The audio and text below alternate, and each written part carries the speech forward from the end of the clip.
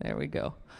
So Dean is a proud Kamilaroi, founder of, I don't really know how to say this, Barayamal.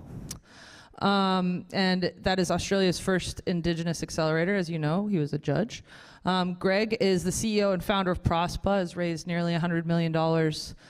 His company gives small business loans to entrepreneurs, so he has kind of an overview of the landscape of entrepreneurialism. And Catriona is the CEO of Flamingo, who builds AI for AI virtual assistant for financial services that are bought online.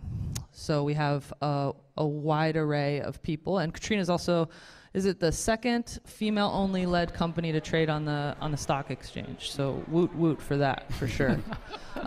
Before we get into like specific questions, I thought it would be interesting if each of you could kind of plant a flag. I want to know, what do you think is the single biggest hurdle when it comes to a diverse, inclusive tech scene in Australia?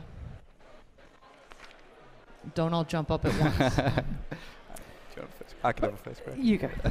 I don't know about the biggest issue. I think there's a few, but if I had to call out one, I mean, I know at Prospa we take diversity very seriously, and then there is absolutely a challenge in just attracting staff in the technology space, finding enough talent from a diverse group. So I think we're very fortunate. We've got people from over 33 countries working at Prospa, so a very diverse workforce in that sense. But absolutely on the gender side, within the technology and engineering space, there's probably less than we'd like to see at this point in Australia and probably globally as well.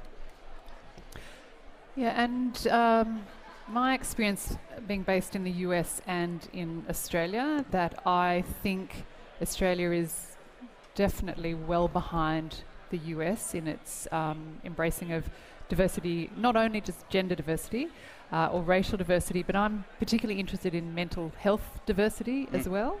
As I say, startups are a great place to work if you have a mental health issue or if you'd like to get one. But maybe we can touch on that later. There is a really powerful role that startups can play in diversity beyond racial and gender. In organization. Dean's mic, can we get it working? You guys can't hear him, right? All right, I've got 6, I'll 7, get it back, 8, I swear. 10. Yeah, just to add on to what they said, I think there's multiple challenges out there. There's no real silver bullet to solve things.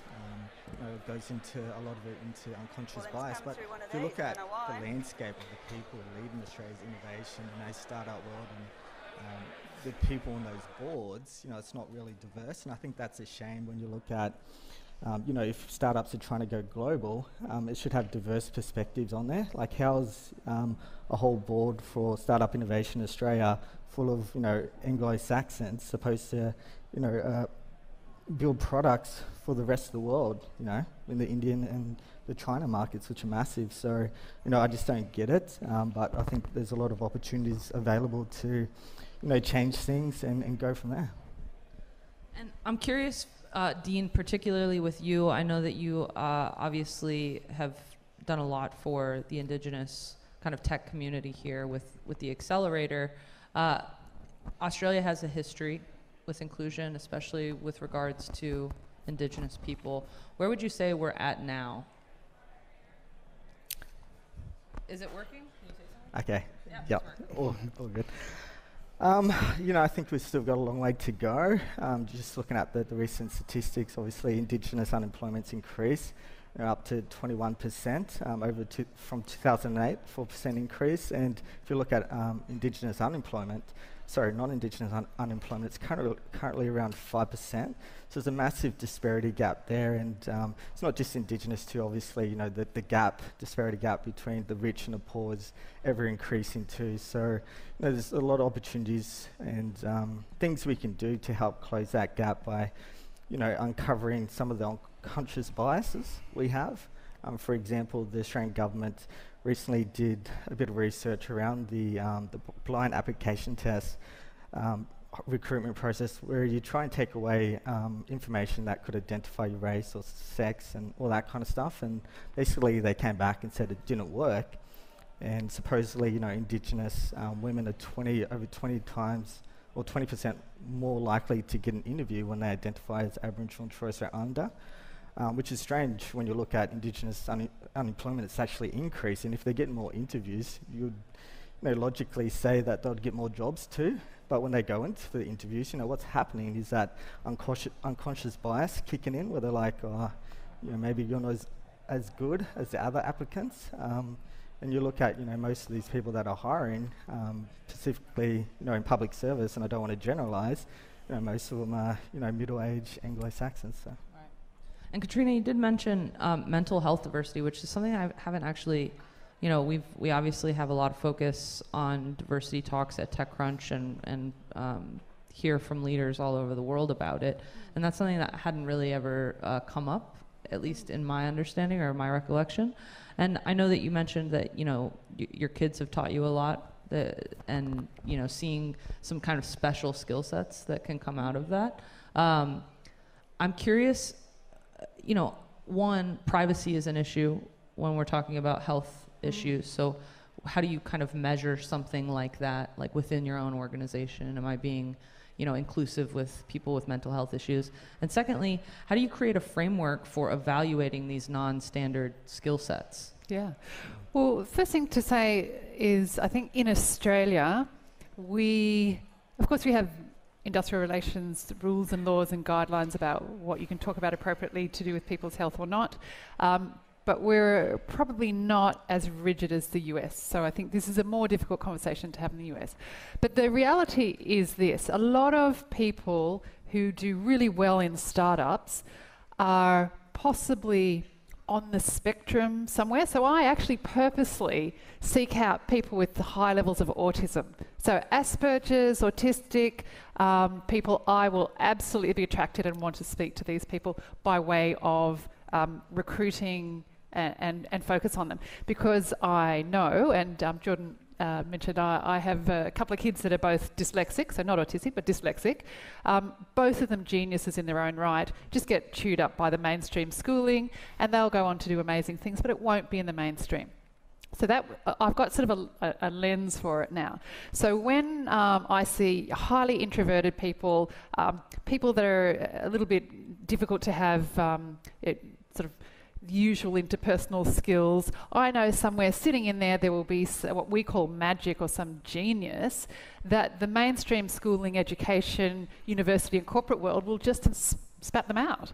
But there are leaders now, hopefully like me, who go, I can see your magic, and let me as the startup founder hold the space, make it safe for you, and then just do your amazing work in a place that's safe. So it's such an opportunity for we, the startup sector, to have people that just are not conventional in the mainstream sense, who have maybe been come out of corporate or had a difficult time.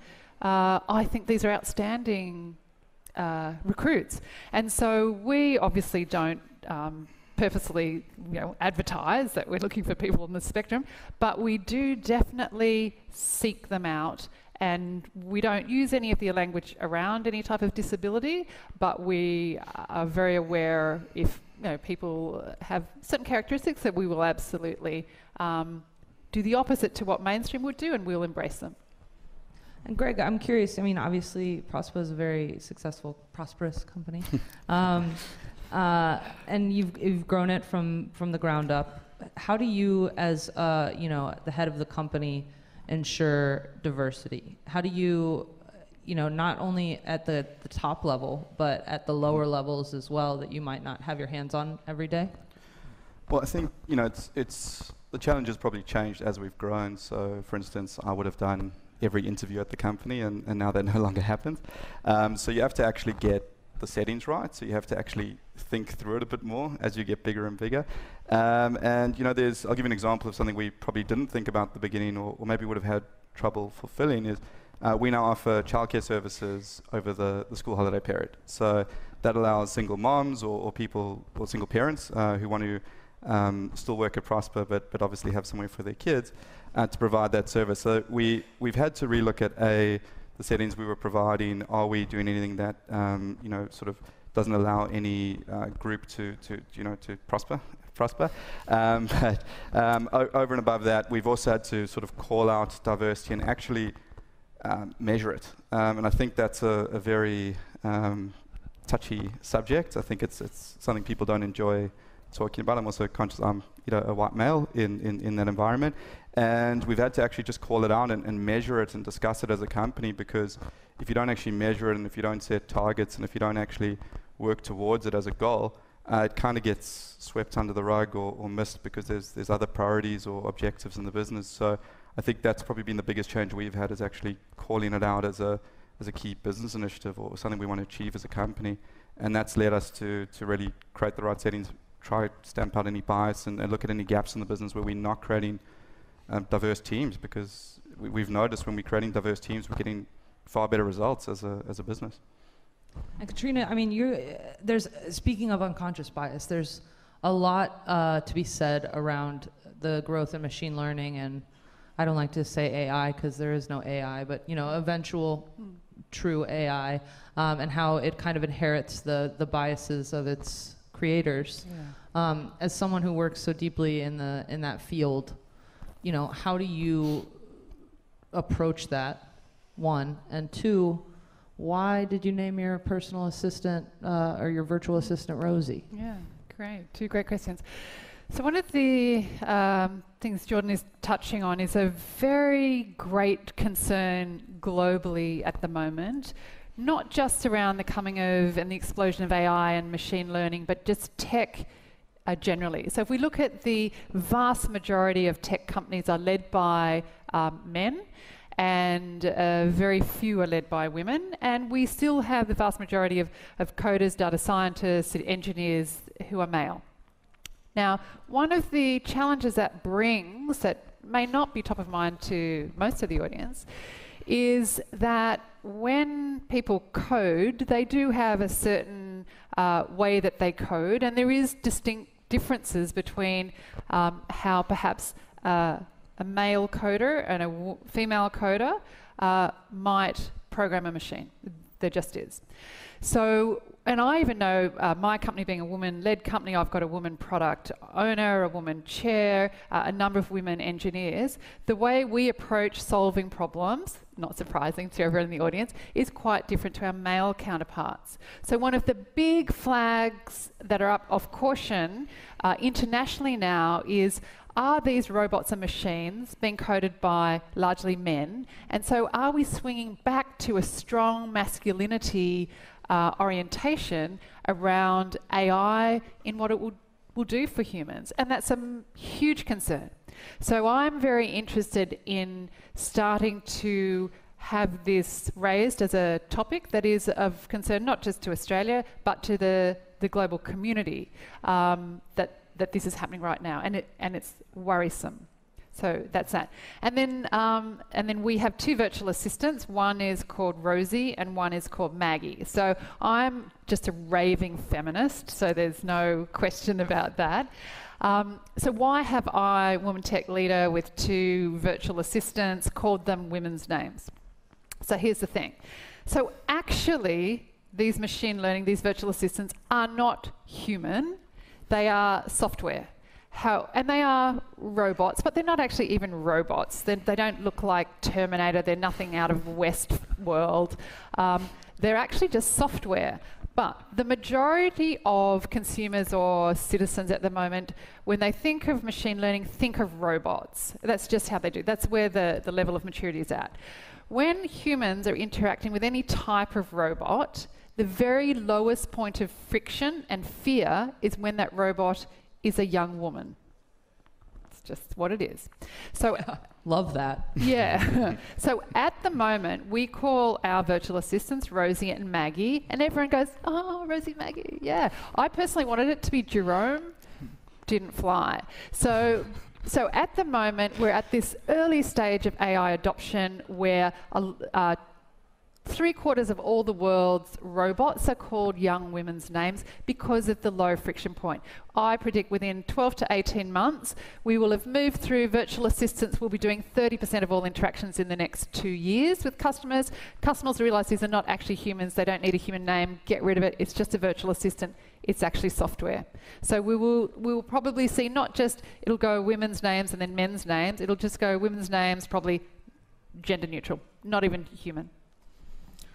So Dean, I'm curious, yesterday, and this is, I'm sure you guys all heard, the yes vote for the same-sex marriages in Australia, which is fantastic news.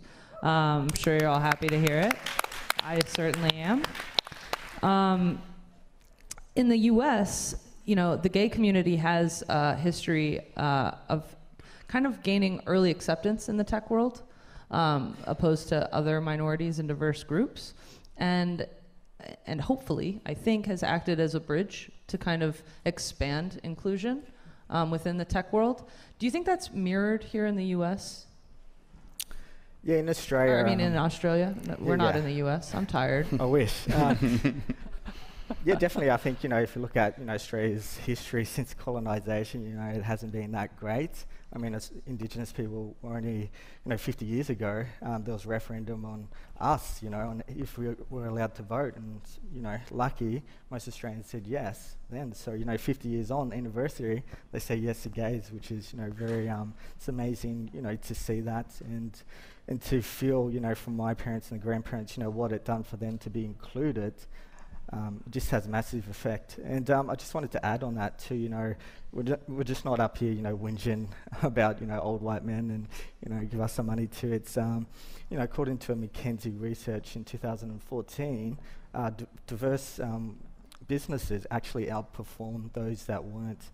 And I think the top 25% of those increased, had a 35% better financial return than the ones that didn't in the same industry. So it's, again, looking at that different perspectives, having open minds. And I think, you know, the millennium's coming up. What we saw in the vote a couple of days ago was, you know, the 18 to 19-year-old, like over about 80% turned up and voted. So I think the millennium's coming up are a lot more open-minded, educated, and a lot more accepting. So it's really exciting. Yeah, and I think, I mean, it's very obvious if you actually do any research whatsoever that a diverse business will perform better financially and have happier people. Mm-hmm. That's been proven already in a number of ways. So that's not really the issue. The issue is our unconscious biases. And as leader, I think it's safe to say that we're all guilty of them at some point or another. So as leaders of your prospective companies, communities, I'd like each of you to kind of explain how you self-examine and rectify, because I think that at the end of the day is the most important piece of this and the best piece of advice we can give to these entrepreneurs. Don't all jump up at once. The white guy's got to go first. Yeah, Come on, you're the one we want to know. How do you self-examine?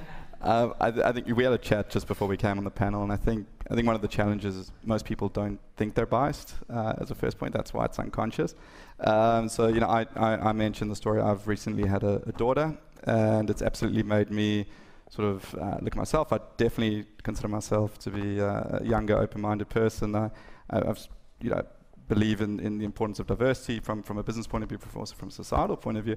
But you definitely have a view of the world based on your past. And I think, you know, future generations, it's getting better and better. We're absolutely seeing that. But I think often just that exposure can help reduce that unconscious bias. And we've seen that in our company, and what's worked is just helping people meet the people that maybe they're a bit nervous of, or getting them to work with the people that maybe they're not used to working with is the easiest way to get rid of that. But I think the hardest thing is that it's unconscious. So you have to actually think about how do you force people, how do you force the settings and the process that stops the unconscious bias. And I think it's a very difficult thing. And I think it's great that it's been discussed so much because it's front of mind and people know there's repercussions to it, and they know that it's got benefits and it's great for their businesses. So people are starting to invest and improve. And literally, particularly if I'm recruiting or interviewing, I will do a list of all the areas where I could have some unconscious bias, or my leadership team who are involved, and whether that's, again, gender, sexual orientation, racial, socioeconomic, mental health. Just make sure I've got a list, and I go through my head that there's any program that might be running there that would be some sort of bias. I'll make sure that I eliminate from my thinking before I go into that meeting. So someone who feels reasonably evolved in this area, I know I still run unconscious bias. So I guess a quick example, we're teaching Indigenous youth up in Brisbane at one school how to code, and obviously we don't want the gap between Indigenous and non-Indigenous Australians increasing even more, which is why we're doing it. But one of the teachers asked, hey, can their non-Indigenous friends that want to turn up, come along? And for a second I'm like we really want to focus on Indigenous kids, because we don't want that gap. But then I'm like, we have to be inclusive, check that unconscious bias. And I'm like, we, as an Indigenous company moving forward, we have to lead the way in inclusion. So no, it's not just Indigenous we're teaching. So Great. Well, thank you guys so much. It was super, super great. Appreciate it. You guys are dismissed. And also, we didn't get to it, but Catriona turned down $1 million because a guy told her to take her nose ring out. And I just want to make sure that everyone knows that.